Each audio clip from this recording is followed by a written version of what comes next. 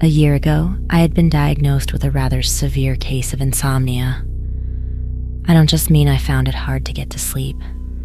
I could go days at a time without so much as nodding off. When I did sleep, it was a short affair, and oddly, I remember nothing prior to, during, or after the 4 or so hour escape from wakefulness. Well, that's not true. I do remember flashes of images, brief sensations, all tiny pieces that didn't add up to anything when put together, and were even less telling on their own. It was like a scene in my memory had been simply torn away, and the motion had rendered the edges ragged, and leaving only the most inconsequential scraps of half-thoughts and the beginnings of feelings. One minute I was riding my bike home from the store, the next I was shaving, and it was dark. My unpacking of groceries, getting settled in bed, and waking up and showering were all missing. I don't have a bad memory. It's not photographic, but it's not exactly normal for me to lose hours out of my day. Finally, I saw a doctor, and after a lot of waiting and an even harder time of trying to make myself sound sane, a shrink finally gave me a curious shrug. It seems I'd stumped him. In his professional opinion, there was nothing wrong with me. Well, nothing that made sense, at least. There was no apparent reason for me to be randomly blacking out like this. But, he noted cautiously, there were signs of something else. Post-traumatic stress disorder. He repeated himself, for both our sakes, and we were equally confused over this. PTSD sounded crazy, right? Nothing has happened to me that's kicked my brain into a closet, right? Maybe something could have happened while I was out, but that didn't explain how I got these blackouts in the first place. Almost as confusing, I seemed in good health. Apparently, I was some kind of mutant who didn't require sleep to stay on my feet. The shrink didn't believe me when I told him I'd been awake 113 hours. If he hadn't have noted the surface symptoms of PTSD, I'm not sure he would have taken me seriously. He advised I keep a diary of my sleeping patterns and wrote me a prescription for some heavy-duty sleeping pills. And that's how it started, innocently enough. I was relieved that answers were coming, slowly. But then, something strange happened. On my way to the chemist, I was about to cross the threshold when something suddenly kept my feet in place. You know that sensation when you realize there's a massive drop in front of you and you are about to blindly step into empty air? It was like that. The aisles of the store extended a moment and my mind locked up with a sudden caution. By the time I noticed the employee speaking to me, the prescription had been crushed in my shaking, sweaty hand, and I'd been staring into the store like I had just seen something terrible. I shook the cobwebs from my mind and smiled at the woman, now feeling thoroughly embarrassed. She mercifully brushed the incident aside and walked me to the counter. I can't really describe what I was feeling as I paid for the bottle of pills. Something was telling me to leave, and whatever it was, it waited outside the store for me. I didn't want to look back at the tugging, nagging presence, not after my display in front of this clerk, but I felt like its eyes were on my back, and it was worried. But I turned around and left, and there was nothing there. What was I expecting to see? I laughed and brushed it off. I just needed some sleep, and maybe tonight I'd finally get it. I was being stupid. Taking the bottle from the wax paper bag on the escalator, I read the label and couldn't shake that strange presence. Before I put the bag away in my backpack, I entertained, for the briefest second, that someone was standing behind me, and I swore as I stepped off of the moving platform that they had been just reaching out to place a hand on my shoulder. I took my medications and recorded it in the diary. That first night, nothing happened, and my diary steadily filled with what I had already been experiencing. A light dinner, take my meds, shower, read in bed for a few hours, finally give up and play some Skyrim until the sun rises, and start on my housework. waste my day away with shopping, bills, maybe see a movie, avoiding caffeine and hitting the gym before finally heading home to repeat the process again. The first 8 days of my diary were the same as this, and as I started penning down the words day 9, the diary propped in my comic book, I strangely felt relieved. Folding my legs closer to prop the comic and diary up, I chewed the end of my pen and tried to pinpoint this feeling. It wasn't the first time a shadow of something had crossed my mind, like I was accidentally picking up someone else's emotions. Once again, nothing came, and as I put the pen back to the page, something scuttled across the edges of my mind, something akin to panic, or maybe being startled. The hairs on my neck suddenly stood up and I was alert. I heard a sound, like an inhalation drowned by a whisper, and I felt my chest clamp down on my lungs. I was laying down. The comic and diary had fallen from my chest, the pen in my fingers, and a thin beam of very weak, pink light streamed in from my curtains. Suddenly aware of my surroundings again, I sat up and grabbed lethargically for the alarm clock on my bedside table. It was 4:41 in the morning, just before sunrise. Peering down at the clock in the near darkness, waiting for my mind to start working again, I tried to remember the last thing I had done. What time had I sat in bed to write in the diary? Rubbing my eyes, I patted about for the diary and checked the time I had written. It had been 2 in the afternoon when I had began, and I had lost consciousness at that time, but there was a scribbling underneath the date. It was illegible. It was definitely my handwriting, and it had tried to form letters, but it had kept on packing together too close, or spreading out and scribbling over itself. Whatever I had tried to write, I must have had a lot on my mind, and couldn't decide what deserved space on the paper. How long had I been trying to write after I put down the time? A few minutes, an hour. I'd been lucid much longer in the past. As I tried to push out of bed, I found my limbs were sluggish, and the world waved unsteadily as I got on my feet.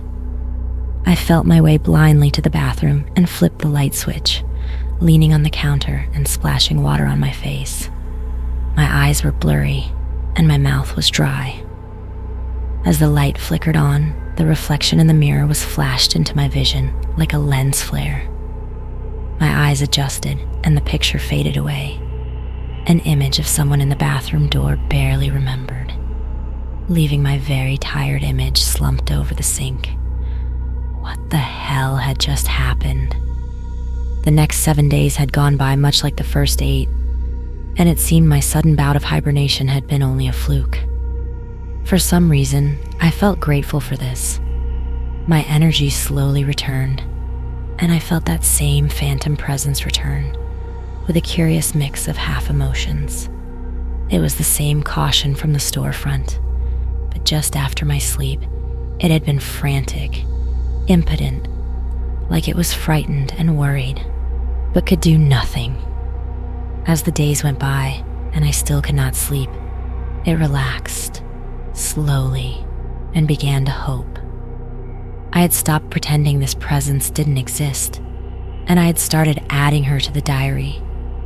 I don't know why, but I saw it as a woman. Maybe it was crazy of me to personify a voice in my head, but she wasn't a voice really. Did that make it less insane? I couldn't tell. She was starting to grow relieved, and with it, I too felt better. Whatever it was that had worried her, it was passing, and I felt lighter. Now that I had accepted her existence, if only as a part of my mind, I tried to remain as detached as I could. Every night, I read over my diary before entering a new page, and tried to understand why she existed, and what part of me she was an outlet for.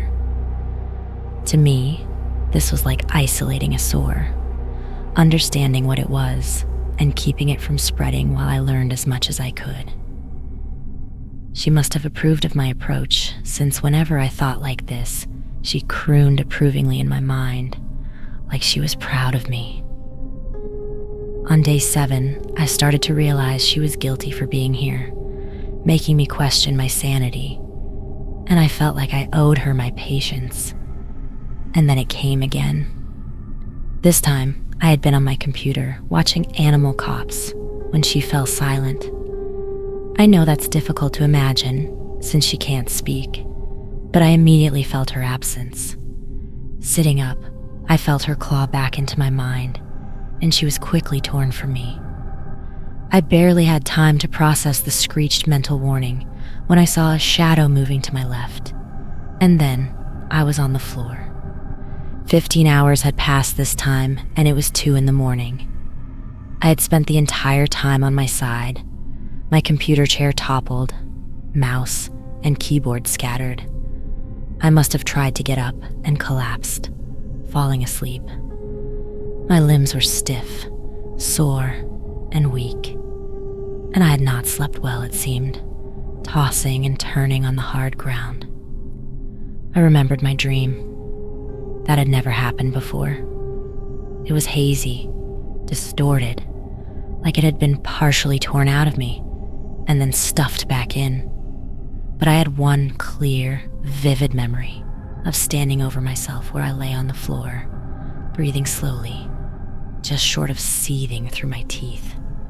No, I thought, that wasn't me.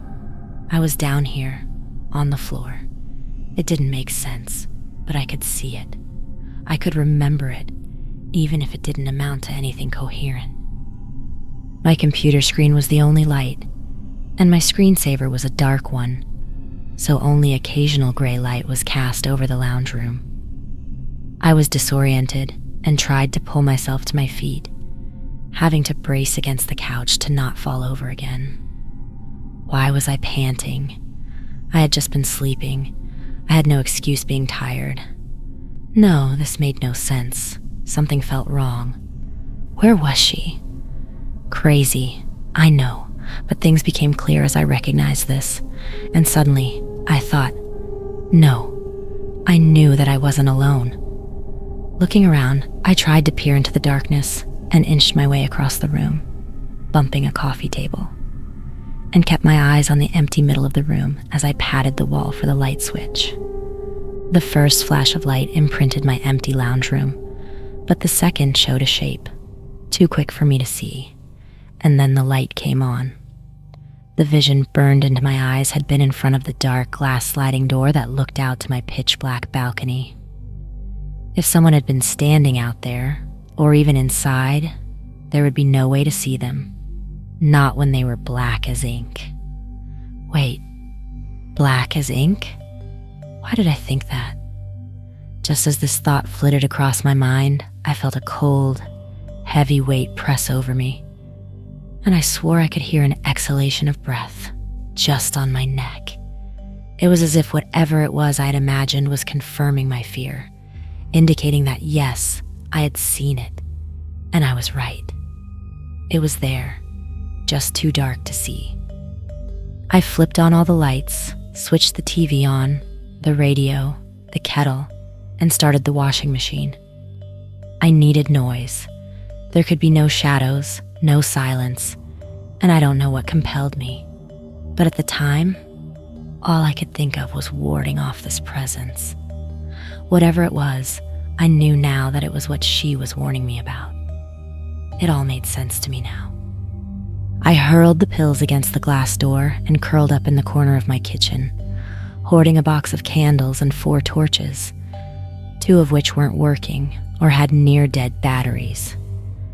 I had just grabbed whatever I could find, including my butcher's knife.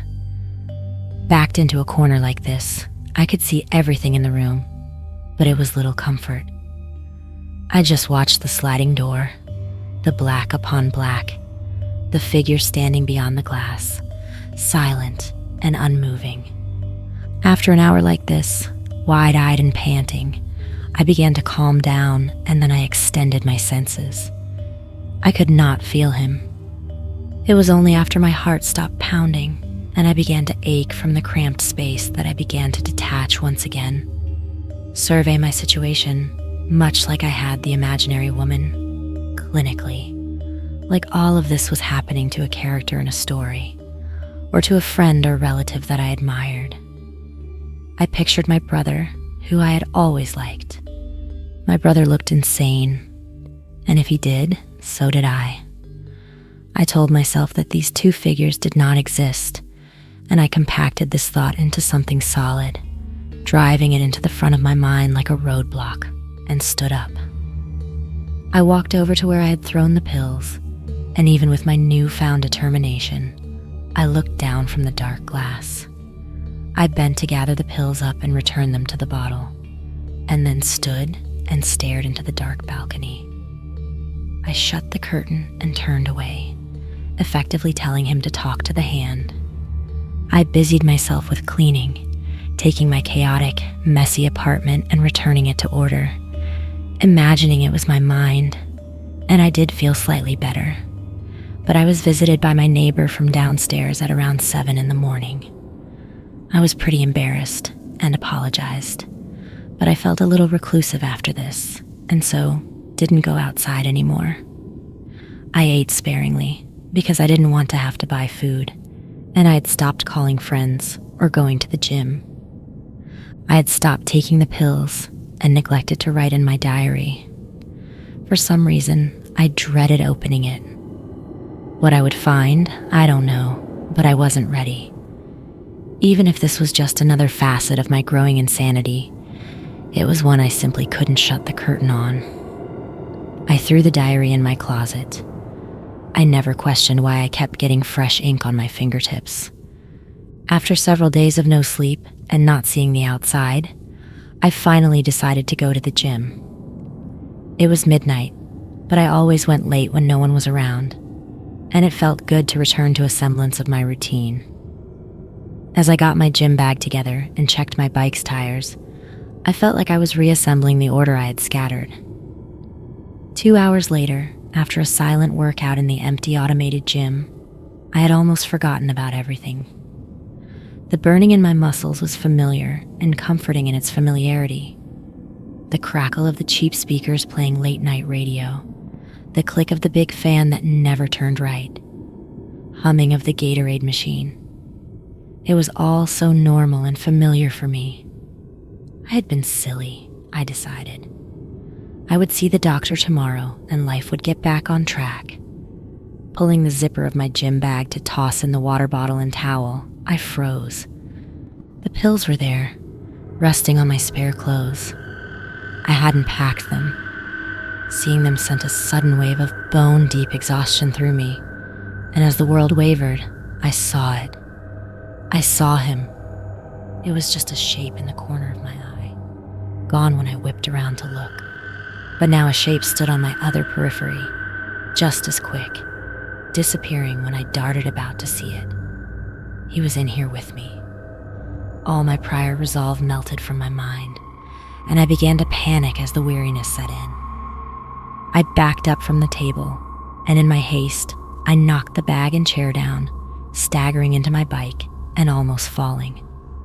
The only reason I didn't scream when the lights went out was because my throat had closed with my panic. I knew it was there, standing in front of me, an inch from my face, silent and imposing, possessive. It wanted me. It always had.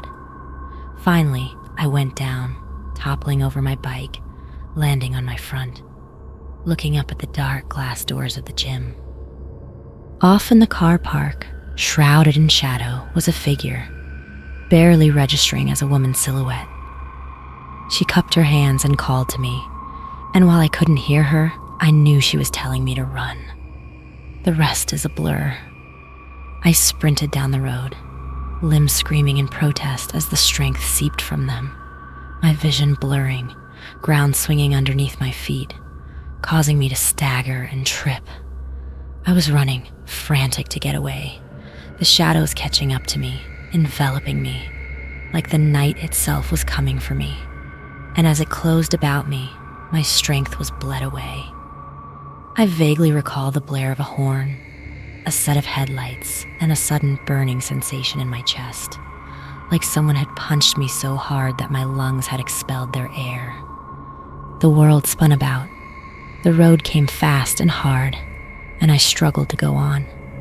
Figures crowded me, clawing at me, trying to pull me into the darkness, and I was blacking out, fighting to keep my head above the inky blackness. As my last ounce of strength was torn away, all was dark and silent, and I felt him looming over me. It was as if I had been wrapped in dozens of thick blankets, chained up until I was weighted down and dropped into a tank of freezing cold water. It was helplessness, fear, and a screaming, kicking, yet futile desperation to escape. And the whole time he stood over that tank, silent and satisfied. I woke up 3 days later in the hospital. I had fractured ribs, a shattered hip, several broken fingers, and I had almost died from a heart attack. They told me that I had run into traffic and been hit by a car. But when people had tried to help me, I had swung at them and staggered into yet another car. That one put me in no state to run anymore, and I had just begged them to leave me alone, screaming not to fall asleep. I had been clutching the diary to my chest the entire time, and when they showed the contents to me, I knew I had to get help. There's a certain wisdom in telling when you're too far gone to help yourself. I haven't yet been able to put in words that I find adequate, but the sanest thing a man can do is admit when he isn't sane. All I knew was that I could trust my own mind no longer. I went willingly and much lighter to the mental ward. I asked that I keep the diary and keep adding to it, not really expecting to be allowed to, but they agreed, and now, with the burden of my mental health passed on to someone else, I felt lighter, I guess. Like I had a free pass to finally look into that dark glass and see just what it was that lurked there wearing my face. I didn't need to worry about him anymore. That was the doctor's job, right? And what had I seen in the diary that had prompted me to submit to these doctors? Each instance of her had been scribbled out with such force the pages had ripped in places, rabid crisscrosses that clawed her out of the account, tearing her away. And in some places, tentative writings had appeared next to these mad scratchings, too light and thin to read.